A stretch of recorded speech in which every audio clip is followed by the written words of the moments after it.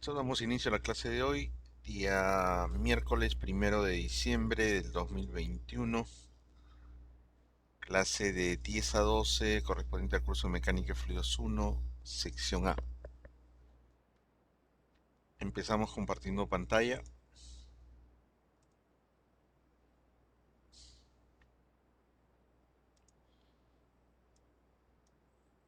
Mm,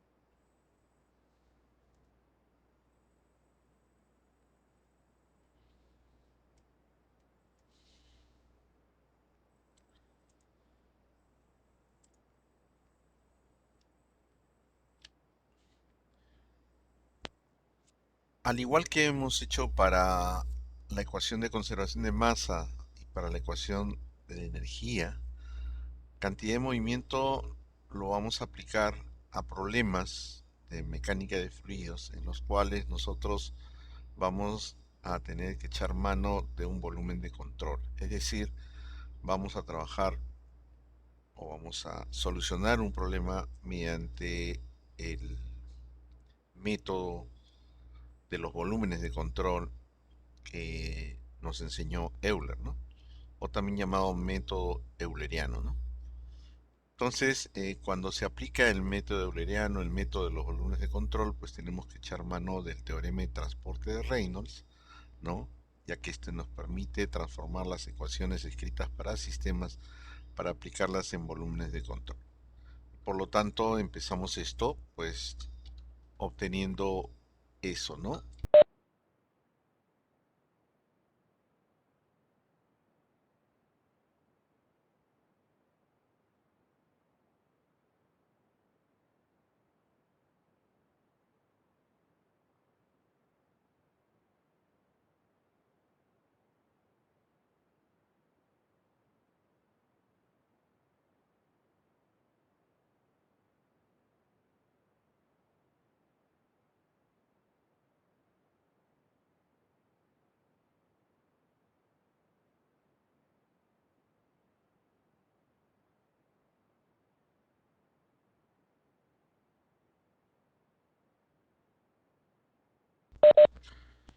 Bueno, eh, vamos a aplicar el teorema de transporte, que es el teorema que tenemos que aplicar necesariamente cuando trabajamos con volúmenes de control.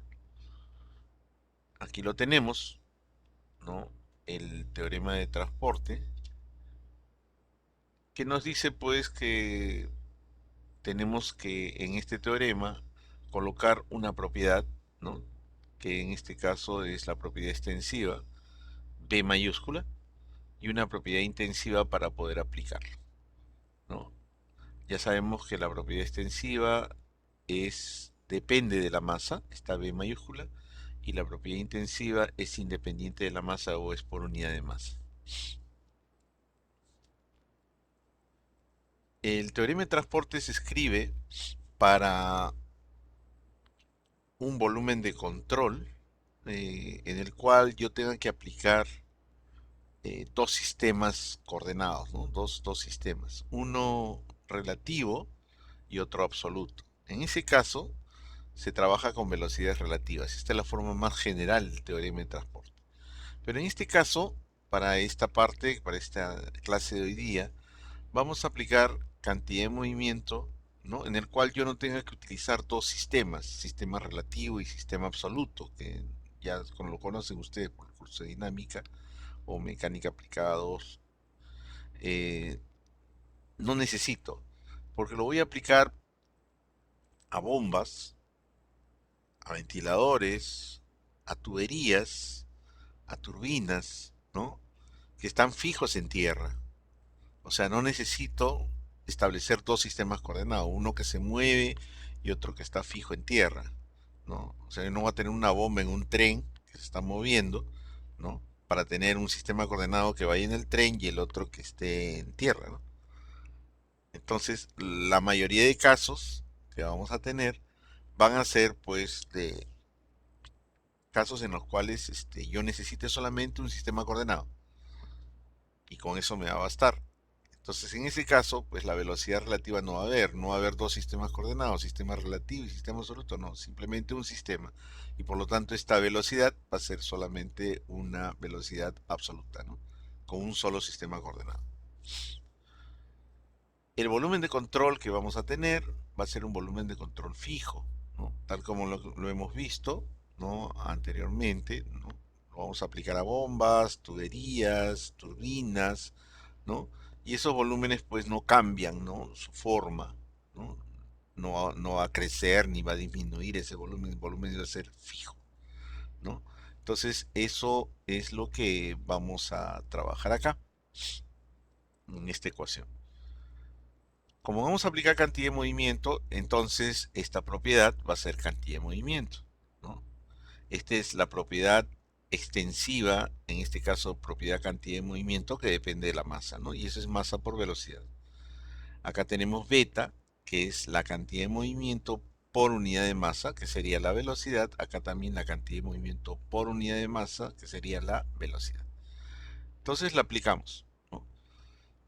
Eh, Noten ustedes acá que en el lado izquierdo, ¿no? En el lado izquierdo tenemos un término el cual vamos a detallar, ¿no? El lado izquierdo de la ecuación. El lado izquierdo de la ecuación me dice que la derivada temporal de la masa por la velocidad en el sistema, ¿no? Es lo que tenemos acá, pero por definición sabemos que la masa del sistema, ¿no? Cuando hablamos de sistemas, la masa atrapada en ese volumen llamado sistema, ¿no? Es constante, ¿no? Lo que vimos en la definición de sistema. Por lo tanto, si esto es constante, sale delante de la derivada con respecto al tiempo, ¿no? Tal como lo estamos viendo acá. Y acá tenemos masa por aceleración que nos daría fuerzas, ¿no? O sea, vectorialmente hablando, acá tendríamos las fuerzas que están actuando sobre el sistema. Todas las fuerzas que están actuando sobre el sistema. Pero cuando se demostró esta ecuación, ¿no?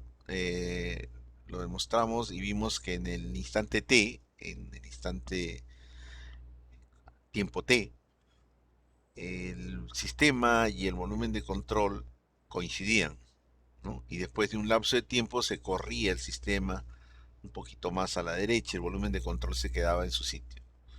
Entonces, para el instante t, sistema y volumen de control es lo mismo, es decir, las fuerzas que actúan en ese instante t sobre el sistema serán las mismas fuerzas que actúan sobre el volumen de control para ese instante t. Y bueno, si reemplazamos esto en esta ecuación, ¿no? Vamos a tener sumatoria de fuerzas que actúan sobre el volumen de control. Un momentito, por favor.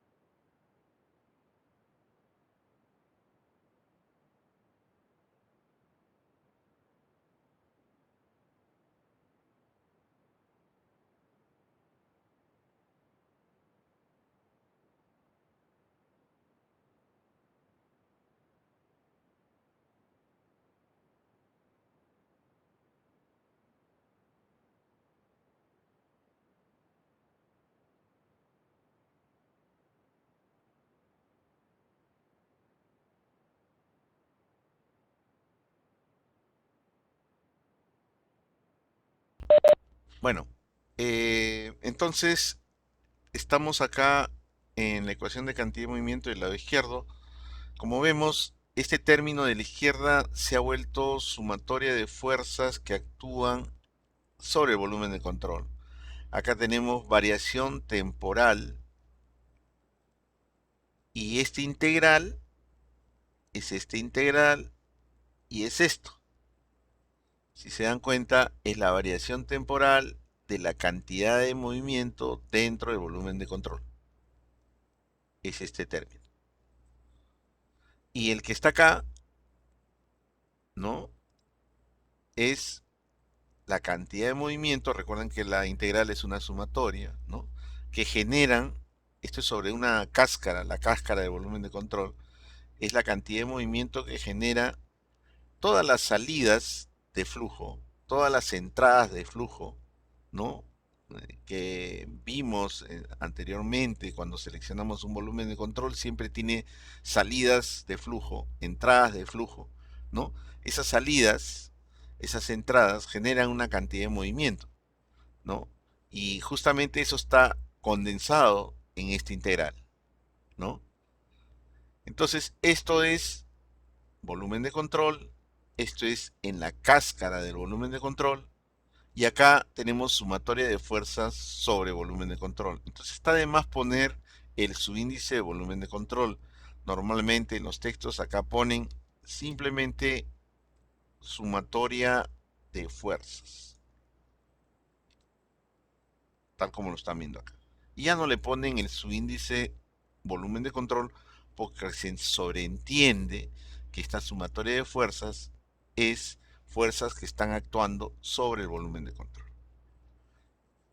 Y como ya les dije, este término es la variación temporal de la cantidad de movimiento dentro del volumen de control.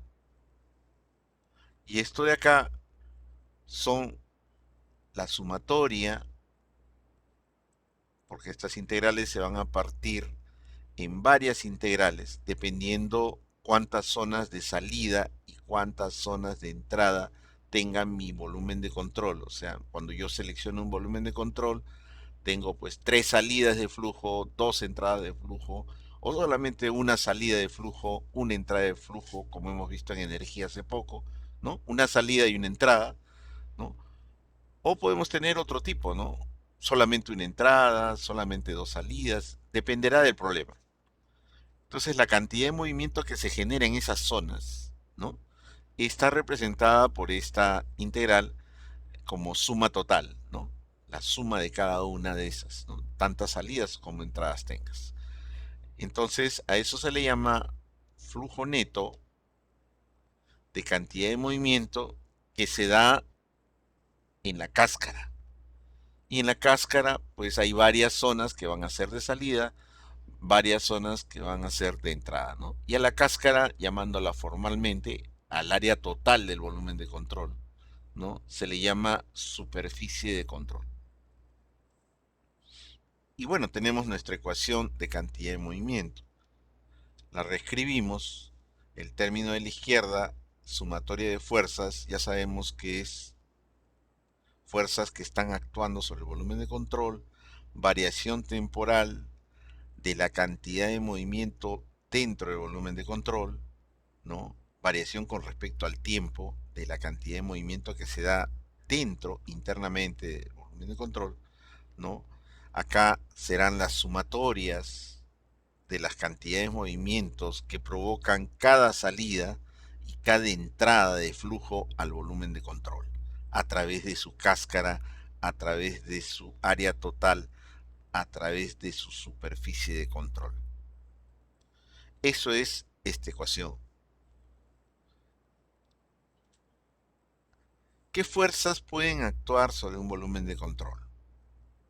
¿Qué fuerzas pueden estar incidiendo sobre un volumen de control? Cuando yo selecciono un volumen de control, pues hay varias fuerzas que van a actuar sobre ese volumen de control. Van a haber fuerzas de tipo superficial, fuerzas de tipo de contacto directo, ¿no? Como es cuando yo selecciono un volumen de control, hay una fuerza que aparece del entorno, del volumen de control sobre el volumen de control, ¿no? Es el aire atmosférico, ¿no? Que está rodeando el volumen de control, ¿no? Está incidiendo con una fuerza llamada fuerza de presión, ¿no? Esa es una fuerza superficial, ¿no? También puede haber fuerzas en ese volumen de control, ¿no? Del exterior, fuerzas de tipo de corte, ¿no? Viscosas pueden haber, ¿no? Entonces pueden haber tipos de fuerzas de presión o fuerzas viscosas, las llamadas fuerzas en la superficie o fuerzas en la cáscara del volumen de control, ¿no? Ejercidas por el exterior sobre el volumen de control. Pero también el volumen de control, ¿no? Puede estar sometido pues a una fuerza que no es de contacto directo como son estas fuerzas superficiales, ¿no? Sino se sienten simplemente. Una de ellas es el peso, ¿no? Yo selecciono un volumen de control, ¿no? Y dentro hay material sólido, hay agua, qué sé yo, tengo que calcular y eso hace un peso. Ese volumen de control pesa. Y esa fuerza se le llama fuerza másica, ¿no? Porque es una fuerza que se siente pero no es tangible como las fuerzas superficiales, ¿no? Entonces, esa fuerza másica viene a ser el peso. Puede haber otro tipo de fuerzas másicas acá, sí. Por ejemplo, otra fuerza másica, ¿no? Que no es tangible, ¿no? Como las fuerzas superficiales, es la fuerza electromagnética. Entonces, si es que hubiera sobre este volumen de control seleccionado, ¿no? Una representación grande de una fuerza electromagnética, entonces acá tendríamos un término más, fuerza electromagnética. Por lo general, lo que va acá como fuerza másica es el peso, ¿no? Eso es lo normal en todos los problemas que vamos a ver de cantidad de movimiento. Fuerza de sólidos, ¿qué cosa es la fuerza de sólidos? ¿No? Generalmente el volumen de control que yo seleccione va a estar sujetado, ¿no? Va a ser una máquina, va a ser una bomba, ¿no? Esa bomba pues va a estar anclada al piso, va a estar sujetada, ¿no? Mediante una placa metálica y sus pernos al piso, ¿no? La turbina va a estar sujetada al piso. De repente una tubería va a estar sujetado a una pared, ¿no? Entonces, el volumen de control que yo tome siempre va a estar agarrado, sujetado por alguien. Esa es la que corresponde a la fuerza de sólido, la reacción que se va a dar en esa sujeción. Entonces son tres tipos de fuerzas, ¿no? Las fuerzas superficiales, que realmente son la fuerza de presión que rodea al volumen de control, la fuerza viscosa que se da en el exterior del volumen de control. Esta fuerza másica, que es el peso mismo de lo que pesa el volumen de control seleccionado, ¿no? Y ese volumen de control está agarrado a alguien, sostenido en algún sitio, a la cual llamamos fuerza sólido y lo representamos como una reacción. Y la derecha sigue siendo lo mismo, variación temporal de la cantidad de movimiento dentro del volumen de control, suma de cantidad de movimiento que se dan en las salidas y en las entradas de la cáscara del volumen de control, ¿no? Esa es nuestra ecuación de cantidad de movimiento. Por lo general, nosotros en esta parte, ¿no? La pregunta clásica cuando aplicamos esta ecuación de cantidad de movimiento a un problema de mecánica de fluidos, ¿no? La pregunta va a ser esto, ¿no? O sea, vamos a aplicar la ecuación de cantidad de movimiento para qué.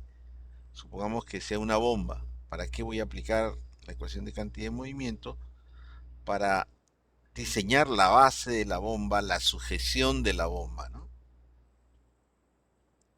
Y para diseñar pues el soporte o la estructura donde va a estar sujetada la bomba, porque la bomba a la hora que funciona se mueve, ¿no? Por efecto de la vibración del motor, por efecto del peso mismo que tiene la bomba, del material del agua que lleva adentro, se mueve por efecto de los chorros de salida que está saliendo, que están entrando a la bomba. Entonces tiene toda una serie de fuerzas que mueven a la bomba, ¿no? Y que se necesita saber cuánto es para diseñar, pues, el anclaje hacia el piso. Eso está metido acá, es esta reacción, ¿no? Esta va a ser la incógnita, ¿no? Entonces, tengo una turbina, también necesito saber cuánto es la reacción que se va a dar en el piso para sujetar la turbina. La pregunta va a ser esto. Tengo una tubería, una bifurcación, una tobera, lo que sea, esa tobera tiene que estar agarrada a algo. Entonces tengo que también obtener esto. Entonces la pregunta clásica que vamos a tener en estos problemas de cantidad de movimiento va a ser esta reacción, ¿no? Esta sujeción del volumen de control. Por lo tanto, todos los otros términos, fuerza de presión, viscosa, peso, variación temporal de la cantidad de movimiento dentro del volumen de control, sumatoria de cantidades de movimiento que provocan las salidas y las entradas de flujo, ¿no? Todo esto tiene que ser dato para poder obtener esta reacción. Pero ya sabemos calcular todos estos términos. Por ejemplo, ya hemos visto en la parte de energía, ¿no? Los chorros que están saliendo del volumen de control o que están entrando al volumen de control, sé calcular sus velocidades, ¿no? Hemos aplicado en la ecuación de energía para hallar las velocidades caudal entre área, ¿no? Eh, También sabemos calcular caudales, ¿no? Que es velocidad por área, o densidad por velocidad y por área, que serían estos tres, que es el flujo de masa, ¿no? En determinados momentos tendré que calcular el flujo de masa, en determinado momento el caudal, eh, sé calcular las velocidades. Entonces, esto de acá no va a ser problema, porque ya lo hemos visto, ¿no? Eh, Esta variación temporal de la cantidad de movimiento dentro del volumen de control se va a eliminar, porque variaciones con respecto al tiempo, ¿no? No vamos a tener. Recuerden que siempre para las máquinas que estamos empleando, ¿no? Turbina, bomba, ventilador, una tubería, siempre el agua o los fluidos que van a través de esas tuberías, ¿no? Van a ser flujos permanentes, o sea, no van a cambiar a través del tiempo, o sea, no va a existir este cambio a través del tiempo, ¿no? Por lo tanto, este término se va a hacer cero, ¿no? O sea, no va a existir en la mayoría de problemas. Esto es lo que me van a pedir calcular. El peso, el peso del volumen de control. Ya ustedes, por sus cursos que han llevado anteriormente, pueden calcular el peso de un material sólido, ¿no? Lo saben hacer. El peso de la parte líquida también sería peso específico por volumen, ¿no? Igual en la parte sólida, peso específico del material por el volumen del material. Entonces el cálculo del peso no va a ser problema. Las fuerzas viscosas, ¿no? Que rodean, o sea, lo que rodea el volumen de control, estos dos son el efecto en la superficie, en la parte externa del volumen de control. Las fuerzas viscosas, pues las vamos a despreciar para este curso, al igual que hemos despreciado las pérdidas en energía, ¿no? Que posteriormente ustedes van a ver las pérdidas de energía en el curso Mecánica de Fluidos 2, entonces ahí ya no van a despreciar las pérdidas, ¿no? Porque las van a poder calcular, ¿no? Igual acá, ¿no? Las fuerzas viscosas para este curso las vamos a despreciar, ¿no? Pero en el curso 2 van ustedes a aprender a calcularlas, ¿no? Y nos vamos a quedar solamente con esta fuerza de presión, o sea, el ambiente que rodea el volumen de control, ¿no? Es la fuerza de presión. Esta sí tiene variedades, ¿no? Dependiendo del volumen de control que tenga. Por lo tanto, a la hora que yo aplique cantidad de movimiento para un problema en esta parte, ya sé obtener esta integral, ¿no? Ya sé obtener el peso, la fuerza viscosa se va a eliminar, esto se va a eliminar por flujo permanente, ¿no? Entonces Para obtener esta R que va a preguntar el problema, simplemente me faltaría saber cómo calculo la fuerza que ejerce el ambiente exterior al volumen de control. Y eso es lo que vamos a pasar a detallar ahora. Acá tenemos nuevamente la ecuación de cantidad de movimiento, la que estaba en la anterior diapositiva. Y vamos a simplificarla, ¿no? Lo que ya hemos hablado, ¿no? Entradas y salidas de flujo uniformes. ¿Dónde está la cantidad de movimiento de los flujos que salen y entran? En este integral, ¿no? Esta es la suma de todas las cantidades de movimientos que provocan cada salida y cada entrada de flujo al volumen de control. Eso es esto, ¿no? Que le llamamos flujo neto de cantidad de movimiento en la superficie de control, ¿no? Entonces, esta integral le vamos a poner condiciones. En todas esas salidas, en todas esas entradas de flujo, va a haber uniformidad. ¿Qué significa? Que en todas esas secciones va a haber esta velocidad, va a ser constante. Esta densidad va a ser constante, ¿no? Entonces, acá lo tenemos. Todo lo que está a la izquierda es igualito, lo único que estamos modificando es esta integral. Esta integral, recuerden que es una suma de las cantidades de movimiento de los chorros de salida y de los chorros de entrada al volumen de control. Acá están todos los de salida y acá están todos los de entrada. He partido la integral en dos, ¿no? Pero si esta velocidad en esa zona de salida, supongamos que sean dos, ¿no? Una salida y una entrada. Entonces, esta velocidad en esa salida es constante, esta densidad en esa salida es constante. Acá tenemos un producto escalar P por N, esa velocidad es constante, todo sale fuera, porque son constantes en esa sección que yo estoy analizando. Y me va a quedar integral de diferencial de área, que es área.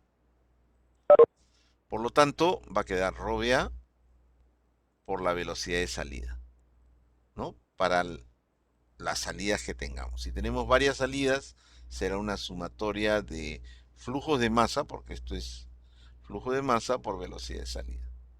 Y acá tendremos sumatoria de flujo de masas que entran por velocidades que entran. Entonces, esta integral, que para cada salida sería una integral que tenemos acá para la salida y una integral para la entrada, va a desaparecer el símbolo integral cuando tengamos secciones uniformes. Simplemente va a ser flujo de masa por velocidad por cada chorro que sale, menos flujo de masa por velocidad por cada chorro que entra, ¿no? ¿A dónde? Al volumen de control a través de la cáscara de ese volumen de control. Y eso es lo que tenemos acá como simplificación para entradas y salidas de flujo a través de la cáscara de este volumen de control, ¿no? Son uniformes. Que el flujo es permanente, ya se los dije hace un momento, ¿no? Hace que este término que está acá, ya no hay variación con respecto al tiempo, la cantidad de movimiento dentro del volumen de control va a ser constante, ¿no? Va a ser la misma, entonces no va a haber variación con respecto al tiempo, por lo tanto ese término se elimina, va a ser cero. ¿Y cómo nos va a quedar la ecuación? Para secciones uniformes y flujo permanente nos va a quedar acá igual a esta. Flujo de masa por velocidad, ¿no? O cantidad de movimiento de los chorros que salen menos flujo de masa por velocidad o cantidad de movimiento de los chorros que están entrando al volumen de control. Eso es lo que va a ir al lado derecho, que vendría a ser esta integral. Al lado izquierdo vamos a tener la sumatoria de fuerzas que actúan sobre el volumen de control, que es la que hemos puesto acá, que ya detallamos anteriormente.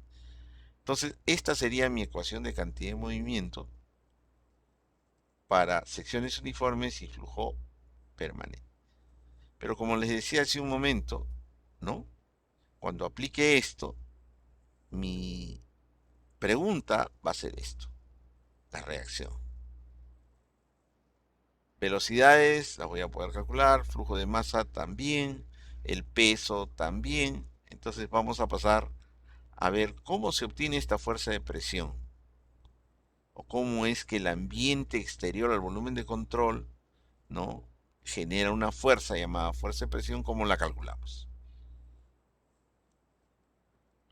Acá tenemos, ya por ustedes conocido, una bomba hidráulica, ¿no? Su toma de succión, su tubería de succión, ¿no? De un tanque coge el agua, entra acá al rotor, el rotor golpea el agua, la energiza y sale acá el agua energizada rumbo a cualquier utilidad que le queramos dar, ¿no? Pero nosotros colocábamos este volumen de control en la bomba para saber cuánto era la energía que entraba por la parte de atrás proveniente del motor eléctrico, ¿no? Calculábamos la energía que entra o la potencia que entra. Diferentes problemas hemos visto con respecto a esto. Pero ahora yo voy a instalar, voy a colocar mi volumen acá de control, no para ver cuánto es la energía que está entrando a la bomba, sino para diseñar el soporte de la bomba, ¿no? Yo voy a poner acá una placa metálica, voy a poner las patitas a la bomba y voy a poner acá unos pernos, ¿no? Y esos pernos tienen que aguantar pues el movimiento que me va a generar esta bomba a la hora que comience a funcionar, ¿no? A la hora que comience a pasar el fluido a través de esta tubería, ¿no? Y para esta reacción, acá pues vamos a tener que eh, aplicar la ecuación de cantidad de movimiento.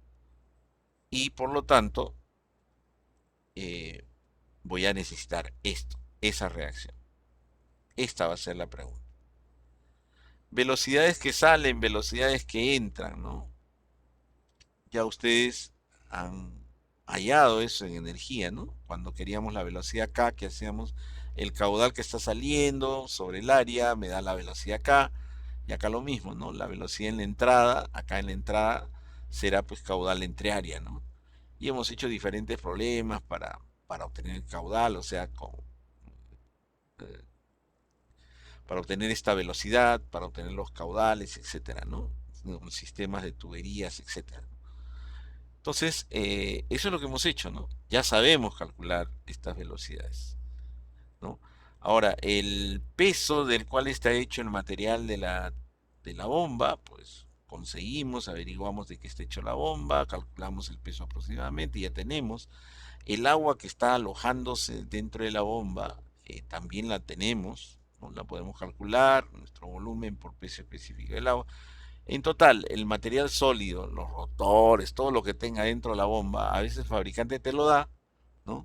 Y le agregas el agua que va a estar metida acá adentro, entonces vas a tener el peso de todo este volumen de control, ¿no? Es decir, vamos a tener este término. Entonces tengo las velocidades, tengo los flujos de masa que salen y entran, tengo el peso de la bomba, las fuerzas viscosas y la fuerza de presión son las que vamos a ver ahora, ¿no? Las fuerzas viscosas vamos a asumirlas cero, ¿no? Es decir, acá encima está actuando, ¿no? Un fluido llamado aire atmosférico que está ejerciendo una presión atmosférica sobre este volumen de control externamente. Y también ahí hay fuerzas viscosas, ¿no? Hay fuerzas de presión perpendiculares y fuerzas viscosas. Generalmente vamos a despreciar esas fuerzas viscosas y vamos a calcular la fuerza de presión. Entonces, este volumen de control, voy a ver qué cosa le hace el exterior a este volumen de control. Y vemos que a este volumen de control que es el punteado, ¿no? Por toda esta parte está actuando la presión atmosférica. Pero en esta zona, acá, que es la zona de entrada, y en esta zona, que es la zona de salida, ¿no? La presión no es la atmosférica, ¿no? Como ya hemos visto en energía. Recuerdan ustedes que acá en este punto de entrada se da la cavitación, ¿no? Acá se produce una presión muy baja. Acá tenemos la menor presión de todo el sistema, ¿no? y es una presión por debajo de la atmosférica, es una presión negativa. Por lo tanto, si en esta zona hay presión atmosférica, entonces acá hay una metida, ¿no? O sea, la presión disminuye, ¿no? En toda esta zona, ¿no? Tenemos una presión de vacío, ¿no? Que ya sabemos, pues, que tenemos que controlar, ¿no? Con la longitud de esta tubería, con la fricción de esta tubería, de tal manera de que no se llegue acá a una presión en la cual hagamos hervir el agua acá y provoque, pues, efectos de cavitación en esta zona. A la salida, ¿no? Acá lo recibe el rotor de la bomba, le mete un cachetadón al fluido y el fluido sale acá energizado, ¿no? Sale con una presión positiva. Si ponemos un manómetro acá, vamos a leer una presión manométricamente hablando positiva. Si tú pones un manómetro acá en la entrada, ¿no? Ya el manómetro no se llama manómetro, ¿no? Porque lo que va a medir es una presión menor que la atmosférica, es una presión manométrica negativa, ¿no? Una presión de vacío, ¿no? Y a ese manómetro se le llama vacuómetro, ¿no? Entonces, tú en una bomba colocas un bacómetro acá para medirte esta metida, ¿no? Esta presión negativa. Y en la salida pones un manómetro normal para que te mida esta presión positiva. Y eso es lo que tenemos como distribución de presiones externamente al volumen de control, ¿no? Todo constante, que es presión atmosférica, acá una presión menor que la atmosférica y acá una presión superior a la atmosférica, ¿no? Y eso sería mi diagrama de fuerzas de presiones. Y yo necesito saber cuánto es la fuerza de presión resultante de todo esto para colocarlo en la ecuación de cantidad de movimiento. Tenemos otro ejemplo acá, ¿no? Tengo un bifurcador, ¿no? Yo tengo una tubería por la que está circulando agua, ¿no? Y necesito separar el agua en dos chorros que van hacia el ambiente para regar, para abastecer dos lugares con agua, qué sé yo. Entonces coloco este bifurcador. Entonces este bifurcador, que simplemente es un separador de flujo, ¿no? Parte el flujo en dos partes, pues lo voy a tener que agarrar, sujetar a esta tubería. Entonces acá colocaré una brida, ¿no? Y en la tubería y una brida en el bifurcador, ¿no? Le haré unos agujeros y colocaré pernos que van a apretar esto, ¿no? Y esos pernos, pues tengo que diseñarlos, ¿no? Tengo que saber cuál es su diámetro, cuál es su resistencia a tracción, a cortante, etcétera, ¿no? Y para eso necesito saber qué fuerza se va a dar acá, qué reacción se va a dar acá. Y justamente acá, pues, el paso del fluido, ¿no? El peso del agua que hay dentro, el peso del material, todo eso va a influir sobre la reacción que vamos a tener en esta zona. Entonces la pregunta acá va a ser, ¿no? Voy a colocar un bifurcador al extremo, una tubería, dime tú cuánto es la reacción en este punto, ¿no? Esa va a ser la pregunta por cantidad de movimiento. Entonces tú vas a tener que calcular esta velocidad, tal como lo hemos hecho en energía, ¿no? Eh, cuánto de flujo de masa sale por acá, cuánto de flujo de masa sale por acá, el material del cual está hecho la tubería te lo dará el fabricante, calcularás el peso aproximadamente de la parte sólida, el peso del agua dentro de esto, ya tienes el peso. Pero te falta la fuerza de presión que rodea el volumen de control, que también va a influir sobre el cálculo de esta reacción. Entonces, eso es esto. Y como vemos, todo esto está rodeado por presión atmosférica, ¿no? El chorro está saliendo a la atmósfera y acá en esta salida también tenemos la misma presión atmosférica, ¿no? Y todo el bifurcador tiene o está rodeado de presión atmosférica. Pero en esta zona donde está viniendo la tubería, pues tenemos energía de presión, ¿no? Superior a la presión atmosférica. Porque acá el chorro viene con una presión, como hemos visto en energía, ¿no? Viene con una presión, ¿no? Y se va cayendo la presión por efecto de la pérdida de energía. Y acá yo voy a tener una presión. por encima de la atmosférica. Y esta va a comenzar a caer, a caer, a caer por efecto de la presión. Y acá voy a tener exactamente en la boca una presión igual a la presión atmosférica. Por lo tanto, acá tengo yo una presión superior a la presión atmosférica. Entonces, en mi dibujo, que tiene presión constante rodeando todo el volumen de control, en esta zona tendré yo una presión superior, ¿no? Una energía de presión, una carga de presión que hemos visto en energía, superior a la presión atmosférica, ¿no? Y más o menos dibujada en esta forma. Entonces nos estamos dando cuenta que para la gran mayoría de problemas, cuando yo seleccione un volumen de control, ¿no? Yo voy a tener pues una gran zona de este volumen de control seleccionado con presión constante, ¿no? Tal como lo vemos en estos dos casos, ¿no? Bastante de la cáscara del volumen de control está influenciada por una presión constante. Y hay pequeñas zonas, ¿no? Como esta, donde la presión es diferente de esta constante. Para este problema que está acá, ¿no? Solamente hay una zona donde la presión es diferente. Para este problema de la bomba, tenemos dos zonas, a la entrada y a la salida. Tenemos una turbina, también tenemos dos, ¿no?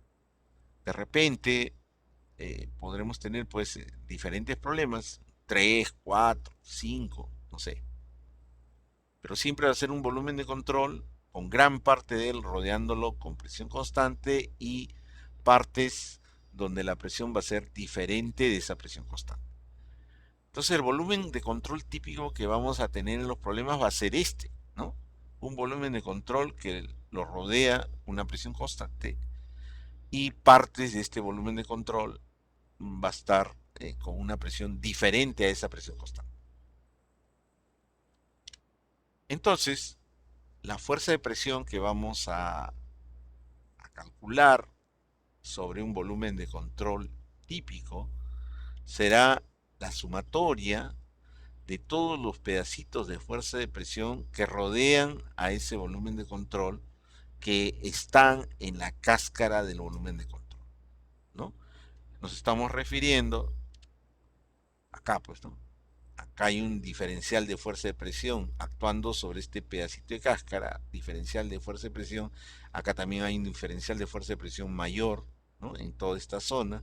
Después tenemos diferenciales de fuerza de presión rodeando a todo el volumen de control. Acá tenemos diferentes.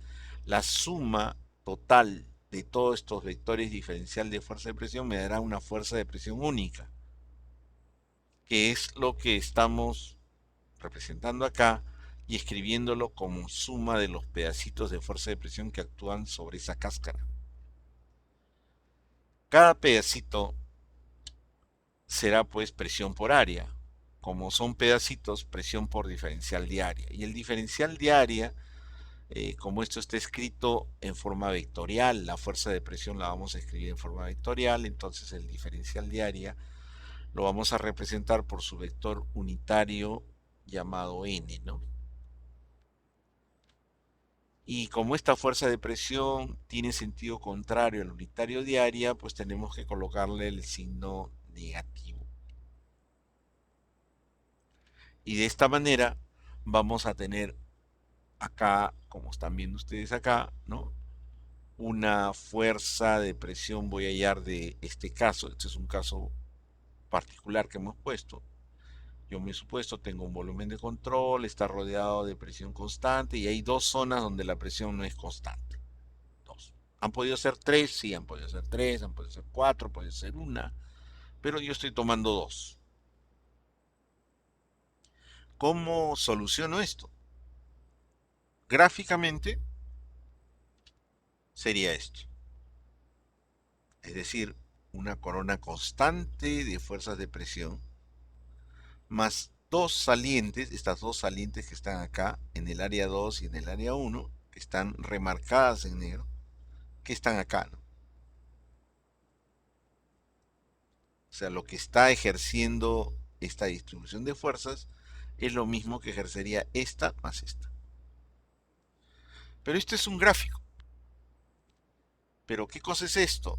es la suma de diferenciales de fuerza que rodea todo el volumen de control, ¿no? La suma de diferenciales de fuerza que rodea a la cáscara, ¿no? O que está en la cáscara del volumen de control. Toda esta suma es este dibujo, que es la llamada fuerza de presión que yo quiero hallar, ¿no? Esto, esto es lo que quiero obtener. Y bueno, ¿qué viene a ser este dibujo? La suma de todos los pedacitos de fuerza, pero de presión constante, P sub 0, le vamos a llamar P sub 0 a la presión constante, aplicado sobre cada diferencial diario. ¿Y qué vendría a ser esto? Matemáticamente, para la zona de la sección 1, ¿no? Es la saliente, recuerden que esto es la saliente, o sea, es la presión menos la P sub 0, ¿no? P menos P sub 0, aplicado en el área diferencial, y en esta zona será esta saliente, que sería esto, que sería la presión menos P sub 0 en esta zona de sección A2. Son dos integrales. Si hubieran tres integrales. Si hubieran cuatro integrales. Si hay una integral. Entonces lo que estamos viendo en el dibujo es lo que estamos colocando acá. Pero sucede que en matemáticas se ha demostrado, ¿no?, que cuando yo tengo un volumen completamente cerrado, sin huecos, ¿no?, y lo rodea una carga distribuida constante, ¿no?, se demuestra en matemáticas de que cada diferencial, en este caso de fuerza de presión que tenemos acá, tendrá una componente horizontal y una componente vertical, una horizontal, una vertical, y si sumamos todas, se van a cancelar, o sea, esto va a dar 0. Y eso en matemáticas está en los textos de matemáticas, creo que análisis 3, y lo buscan como teorema de Gauss, ¿no? Se demuestra. Entonces, si yo tengo una carga distribuida, el volumen de control es un volumen cerrado, ¿no? No tiene huecos ni nada por el estilo, es lo que nosotros definimos como volumen de control, ¿no? Entonces, esta distribución cualquiera que tenga externamente, ¿no?, por Gauss siempre va a ser cero. En este caso tengo una distribución de fuerzas de presión, por lo tanto, eso va a ser cero. Por lo tanto, cuando yo quiera calcular lo que el exterior al volumen de control está haciendo, siempre va a haber una zona de presión constante. Entonces la voy a desaparecer. Esto lo voy a desaparecer, lo voy a quitar. Entonces cuando yo analice un problema, ¿no?, ya no voy a colocar este dibujo, ¿no? Tengo un volumen de control, la fuerza de presión, ya le voy a quitar esta corona de presión constante y simplemente cuando quiera calcular la fuerza de presión sobre esto, que es lo que realmente está sintiendo el volumen de control, calcularé la fuerza de presión de estos dos zonas donde la presión es diferente a la presión constante. En este caso son dos, pero pueden ser tres, pueden ser cuatro, pueden ser cinco, pueden ser una. Entonces, para generalizar, cada vez que yo quiera calcular esta fuerza de presión que puede tener una, dos, tres o cuatro zonas diferentes de presión constante, ¿no?, esta fuerza de presión, yo calcularé las fuerzas de presión, esta es una integral, ¿no?, las fuerzas de presión en secciones donde la presión es diferente a P sub 0. Si hay dos, como en este caso, serán dos integrales. Si hay tres secciones donde la presión es diferente de P sub 0, tendré tres integrales. Por eso el símbolo sumatoria. Y esto sería mi fórmula que vamos a aplicar para los volúmenes de control que vamos a resolver en problemas. Si yo en mi problema tengo dos zonas donde la presión es diferente de la presión constante, tendré dos integrales para calcular esta fuerza de presión. Si tengo tres integrales. Si tengo una integral. Entonces, esto es lo que vamos a utilizar en el cálculo, ¿no? Un ejemplo numérico. Tengo una tubería, ¿no? Que viene por acá, el fluido de izquierda a derecha, ¿no? Voy a colocarle una tobera a la salida de la tubería, ¿no? Una reducción de sección, necesito incrementar, necesito convertir la energía de presión estática, la carga de presión acá, quitarle un poco de carga de presión y pasársela a la carga de velocidad, de tal manera que la carga de velocidad acá sea mayor y la carga de presión haya disminuido, ¿no? Entonces necesito velocidad acá, coloco una boquilla. Bueno, esta boquilla la mando fabricar, reduzco, etcétera, pero la tengo que instalar al final de la tubería. Tengo que poner mi brida acá, ponerle unos pernos acá para que lo agarre. Entonces, a la hora que funcione esto, esos pernos van a estar sometidos pues a fuerza de tracción, a fuerza de cortante, etcétera, ¿no? Y por lo tanto necesito saber qué le va a hacer esta tobera, a la hora que yo le instale acá, qué reacción va a generar en este empalme. Entonces aplico mi ecuación de cantidad de movimiento, dibujo mi volumen de control rodeando al- a la tobera, ¿no? Calculo esta velocidad de salida, calculo esta velocidad de entrada, los flujos de masa que salen, flujo de masa que entra, para saber cuánto es la cantidad de movimiento que me genera este chorro que está saliendo y este chorro que está entrando. Calculo el peso del material de la tobera, el peso del agua que hay dentro de la tobera, ¿no? Y ahí voy a necesitar calcular la fuerza de presión del ambiente que rodea el volumen de control. Y eso es lo que pide este ejercicio, ¿no? Quiero saber solamente la fuerza de presión que rodea a esta tobera. Realmente, la realidad es que esta fuerza, la distribución de fuerzas de presión es esta, ¿no? Full constante por acá, en esta zona de salida, la fuerza de presión es constante, ¿no? Y acá también. Y en esta zona, pues hay una presión mayor, ¿no? ¿Cuánto mayor es? Según este manómetro, 40 psi, ¿no? O sea, 40 psi viene a ser esta distancia, ¿no? Representado gráficamente, esto sería 40 psi. Recuerden que esta es una presión manométrica, hay que sumarle la presión absoluta. La presión absoluta del ambiente, 14,7. Entonces, este pedacito sería 14,7 y esto sería 40. Por lo tanto, esta flecha entera será 54,7, que nos daría la presión absoluta sobre esta zona. 54,7 es la presión absoluta y 40 es la presión manométrica, ¿no? Eso sería lo que tendríamos en este gráfico.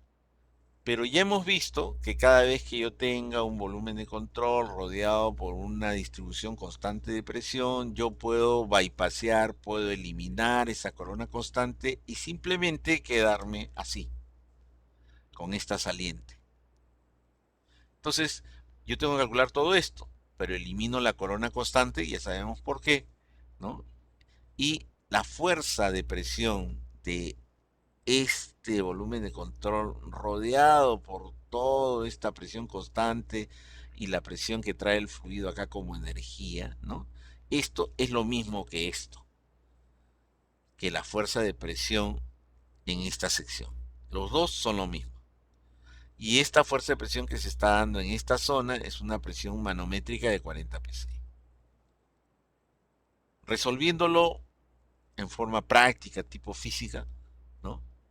¿Cuánto es la fuerza de presión en esta sección de entrada? Simplemente ustedes agarran que hacen mis 40 psi, ¿no?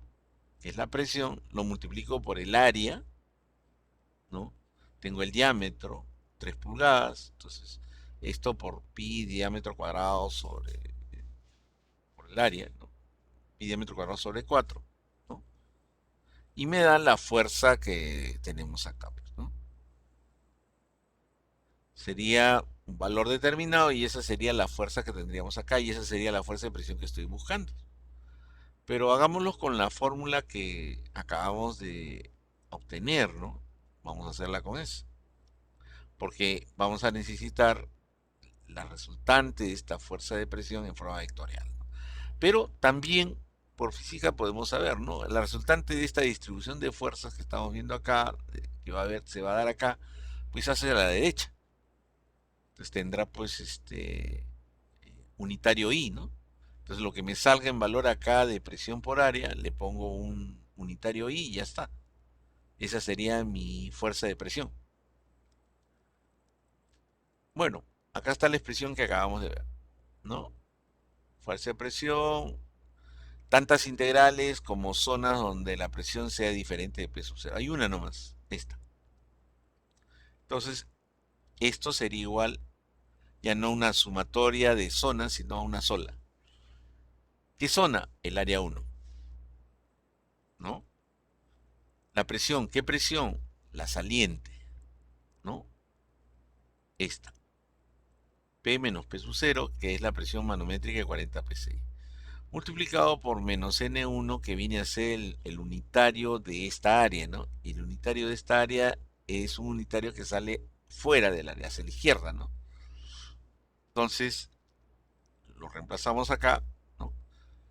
Ese unitario que va hacia la izquierda, sale del área, sería menos I, con el menos delante se vuelve más. Y los 40 psi que estaban dentro de la integral, como ya sabemos, la presión acá es uniforme en toda la sección. Entonces estos 40 psi es constante en esta sección, la saco fuera de la integral. El I también. Y me queda integral de área 1 diferencial de área, que sería el área.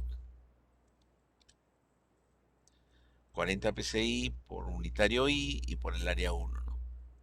Ya desaparece la integral. Y llegamos a lo mismo que hicimos, como me enseñaron en física, ¿no? Presión por área, ¿no? Es el valor, es el módulo de la fuerza de presión en esta zona. Vectorialmente sería con su unitario I.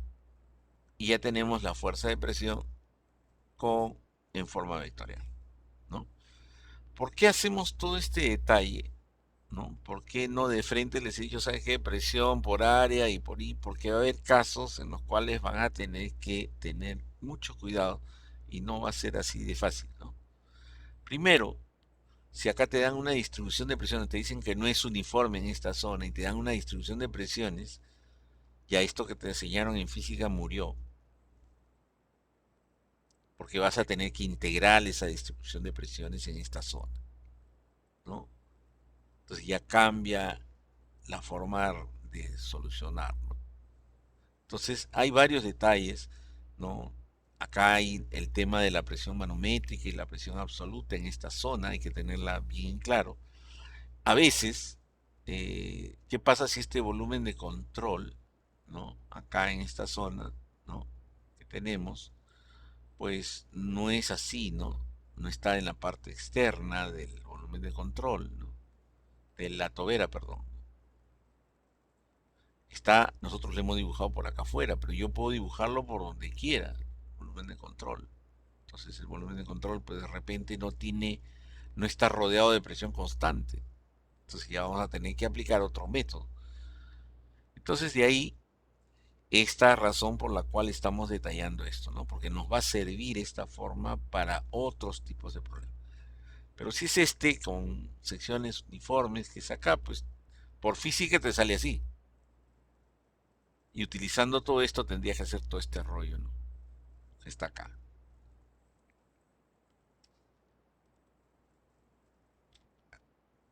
¿Cuánto sale? 287 en libras con su unitario I. Entonces ya sabemos calcular la fuerza de presión que rodea al volumen de control, ¿no? Ya lo sabemos. Y eso me va a permitir solucionar el problema, ¿no? Vamos retrocediendo acá, un poco viendo a lo que vamos. Acá está la ecuación, ¿no? Vuelvo a repetir, esta ecuación la voy a plantear en la mayoría de problemas de cantidad de movimiento para hallar esto, R. Flujos de masa y velocidad, flujos de masa y velocidad. Acá entre el flujo de masa están los caudales. Ya ustedes están expeditos para calcular estos flujos de masa, estas velocidades acá. Porque en energía le hemos visto, ¿no? O sea, ya no hay problema con esto. Es por eso que yo hago cantidad de movimiento después.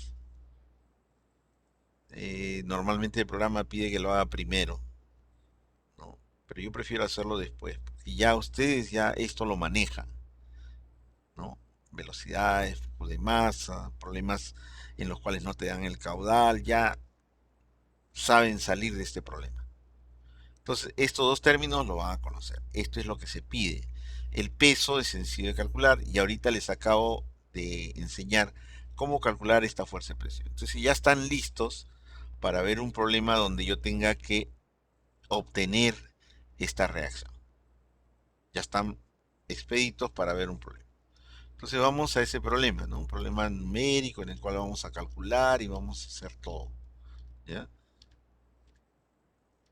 Acá hemos hecho un ejemplito de fuerza de presión. Bueno, acá está el problema, ¿ya? Ya este es un problema de examen, etcétera, de cantidad de movimiento. Puede ser aplicado una bomba, puede ser aplicado una turbina, puede ser aplicado una tobera. En este caso lo vamos a aplicar esta ecuación de cantidad de movimiento a un bifurcador, ¿no? Como ven ustedes tenemos un tanque de agua, ¿no? Y ese tanque pues vamos a instalarle un bifurcador, ¿no? Que viene a ser toda esta tubería, que va a hacer que el flujo de agua venga por acá y lo separe en dos partes, ¿no? Esta tubería es larga, 200 metros, esta de acá también, 50 metros, y acá también tenemos 30 metros, ¿no? Posiblemente esto va a ser para regar dos zonas, ¿no? Es un agua que va a regar dos zonas. Entonces, voy a instalarle, voy a colocarle, posiblemente acá en la base de este tanque, yo soldaré esta tubería que viene con sus dos tuberías más acá. Todo este sistema lo voy a agarrar acá, ¿no? En esta salida, ¿no? Eso es lo que se trata de decir en este problema. El paso del fluido, ¿no? Va a generar cantidades de movimiento acá, en esta salida, en esta entrada, ¿no? El peso del agua, del material del cual esta lleva, va a también influir dentro de eso. La presión que rodea todo este sistema, ¿no? La atmosférica que está rodeando y la presión que viene en esta zona, todo eso también va a influir. Y todo eso va a hacer que yo obtenga acá una reacción que me va a servir para diseñar la soldadura que le voy a poner acá para evitar pues que esto se parta o se quiebre. Hacia eso vamos. Y como nuestro volumen de control va a ser este sistema, esta bifurcación, ¿no? Entonces voy a necesitar estas velocidades que están saliendo, esta que está saliendo por acá, la que está entrando por acá, el flujo de masa que está entrando por acá, el caudal que está saliendo, el caudal que está saliendo por acá, todas esas cositas vamos a necesitarlas. Y vamos a calcularlas previamente antes de aplicar la ecuación de cantidad de movimiento. ¿Ya? Defino el volumen de control, va a ser todo esto. Ahí tienen el dibujo.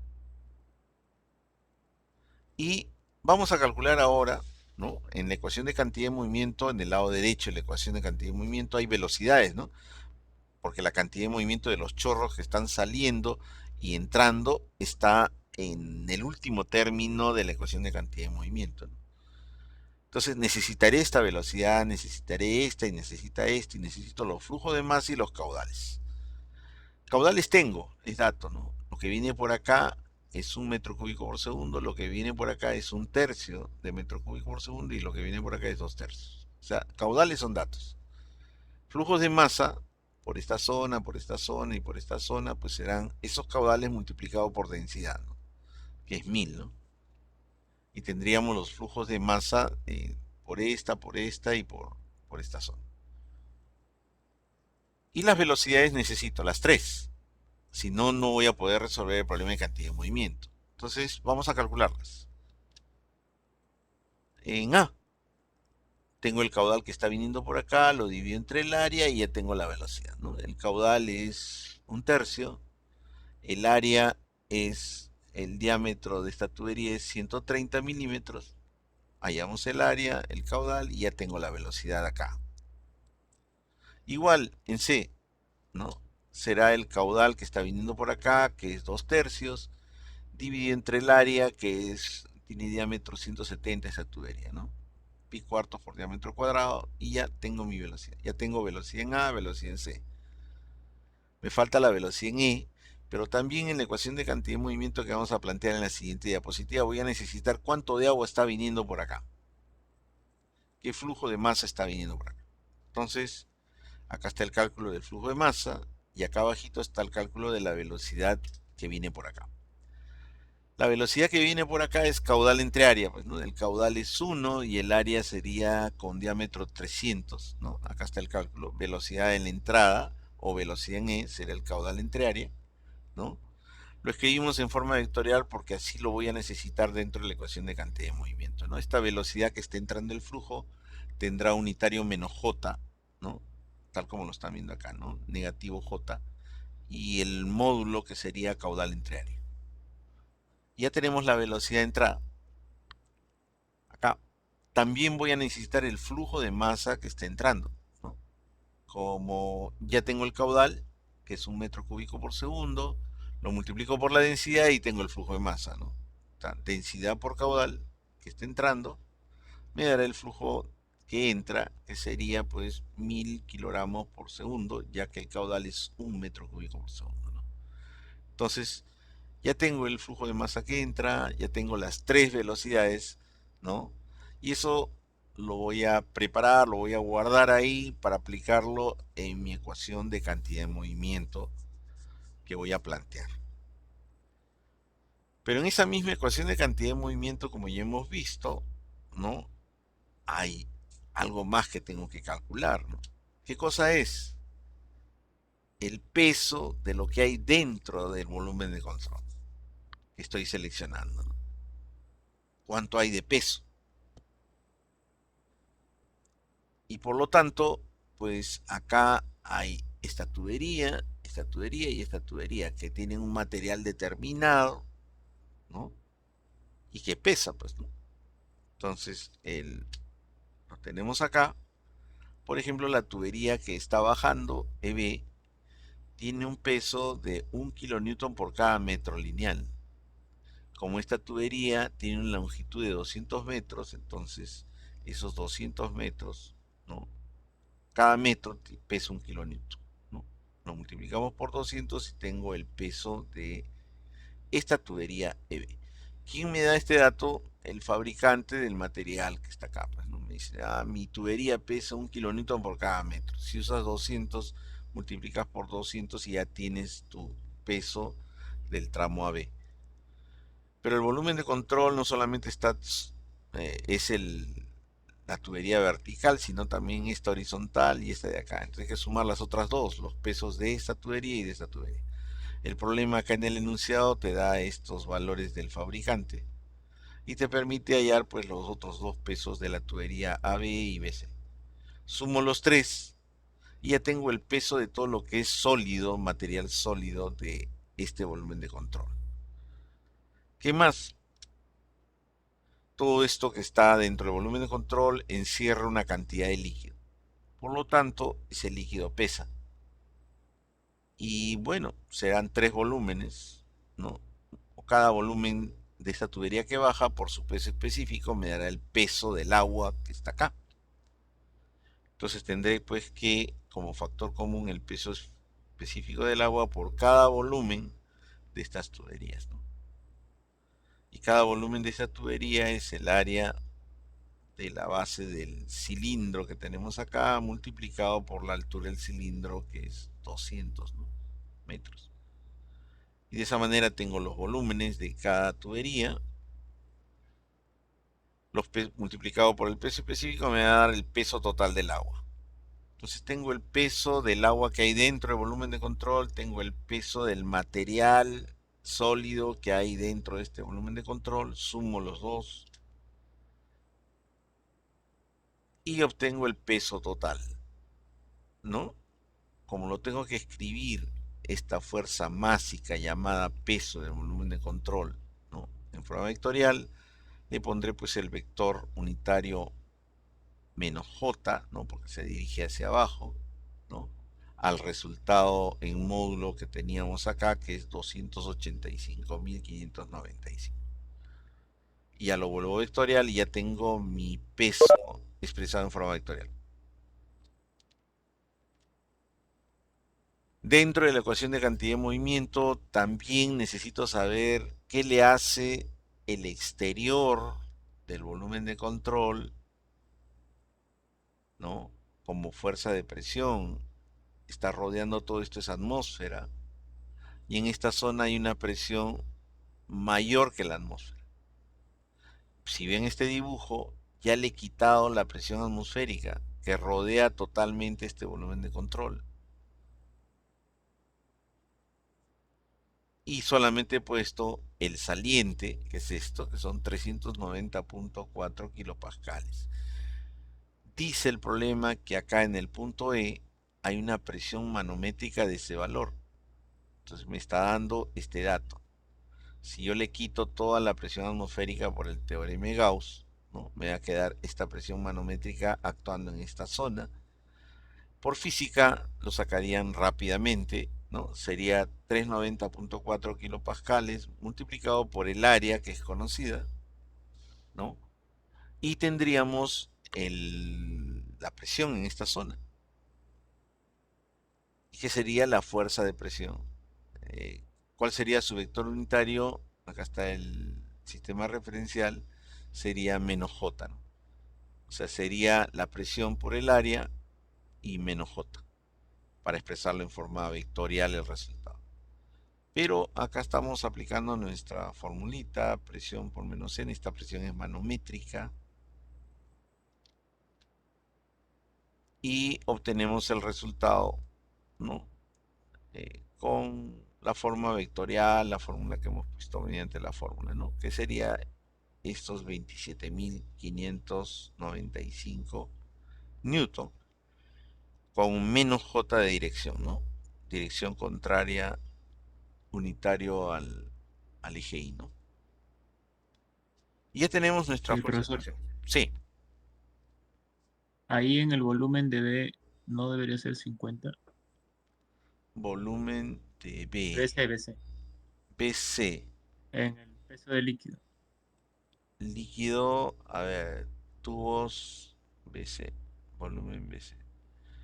50, sí. Sí, acá debe ser 50. BC es 50. Sí, acá debe ser 50. Debo haberme equivocado acá y esto debe estar correcto a la hora de copiar. ¿Ya? No se lo verifican. Gracias por Ok, sí, todo sí, esto. ya, ya, ya. ¿Ya? Seguro acá me he equivocado al copiarlo. Pero de todas maneras lo voy a verificar porque de repente lo he trabajado con 30 errado, ¿ya? Ya, gracias. Entonces, la fuerza de presión la vamos a obtener de esta manera. Y ya tenemos todo preparado para aplicar nuestra ecuación de cantidad de movimiento a este volumen de control, ¿no? Que están viendo ustedes acá. Entonces acá tenemos la ecuación sumatoria de todas las fuerzas que actúan sobre el volumen de control, ya saben que son la fuerza de presión, el peso y la reacción estarían acá. Y estos son las cantidades de movimientos que ejercen las salidas de flujo y las entradas de flujo. Eh, Generalmente, esta es una ecuación vectorial, ¿no? Esta es una ecuación vectorial. Entonces, conviene trabajar en una sola dirección. Eh, Acá vamos a trabajar bidimensionalmente. Entonces, esta ecuación eh, vectorial la vamos a trabajar en la dirección X y en la dirección Y. Vamos a convertirla en dos ecuaciones escalares. lo trabajamos en la dirección X, ¿no? Y vemos que varios términos de trabajando en la dirección X se anulan, ¿no? Por ejemplo, a la hora que calculamos el efecto externo sobre el volumen de control, vemos que la fuerza de presión que hemos obtenido, que es esta, ¿no? Tiene solamente componente en la dirección Y. Por lo tanto, la fuerza de presión en la dirección X va a ser cero, ¿no? Lo mismo cuando calculamos el peso, ¿no? La dirección que tiene el peso es en la dirección Y, no tiene peso en la dirección X. Entonces la fuerza másica o el peso, ¿no? En la dirección X va a ser cero. Las velocidades, ¿no? O sea, estas velocidades, ¿no? Hay una que se está anulando, ¿no? Que es la de entrada, ¿no? La velocidad de entrada. Como ven, la velocidad con la que está entrando el flujo a este volumen de control, ¿no? No tiene componente horizontal, solo tiene componente vertical. Entonces, esta se anula. Por lo tanto, nos quedará esto, ¿no? Reacción en X será flujo de masa que está saliendo por A, velocidad de área, o perdón, velocidad en la salida.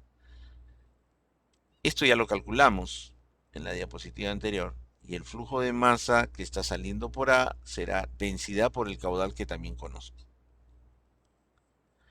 Lo mismo por C, en la diapositiva anterior ya calculamos la velocidad en C. Y el flujo de masa que sale por F será este caudal multiplicado por la densidad del agua, que es 1000, ¿no? Y de esta manera podré hallar la reacción en X. Acá está, el caudal es 1/3 por la densidad 1000. Esta velocidad en A la calculamos en la diapositiva anterior. Acá lo mismo, el caudal que viene por C es 2/3, la densidad es 1000. Y esta velocidad en C, acá la calculamos en la diapositiva anterior, salió 29. Esos son los cálculos previos que hicimos, ¿no? De estas dos velocidades. Y las colocamos acá y ya tengo mi reacción en la dirección X. Agarro esta ecuación vectorial y la planteo en la dirección Y. Como ven, en las velocidades en las salidas, estas son las dos salidas, no tienen componente en la dirección vertical, en la dirección Y, entonces se van. Solamente nos va a quedar esto. Fuerza de presión en la dirección Y, si va a haber, ahí está. Fuerza másica o peso en la dirección Y también va a haber, no se elimina. Esta es la reacción que quiero calcular, ¿no? Esta ya se fue por estas velocidades que son horizontales. Estamos viendo en la dirección Y. Reemplazamos. La fuerza de presión ya la calculamos. El peso de tubo y agua ya lo calculamos. Flujo de masa que entra, recuerda que lo calculamos acá en la primera diapositiva, cuánto de flujo estaba entrando. Esto lo tenemos ya calculado. Y la velocidad de entrada también, ¿no? Menos 14. Entonces, ya tenemos estos dos cálculos.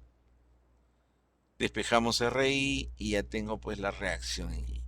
Y con estas dos, con esta reacción en X y con esta reacción en Y, pues puedo calcular supuestamente pues la soldadura o el empalme, lo que quiera yo, la forma como quiera yo fijar esta tubería a este tanque, ¿no?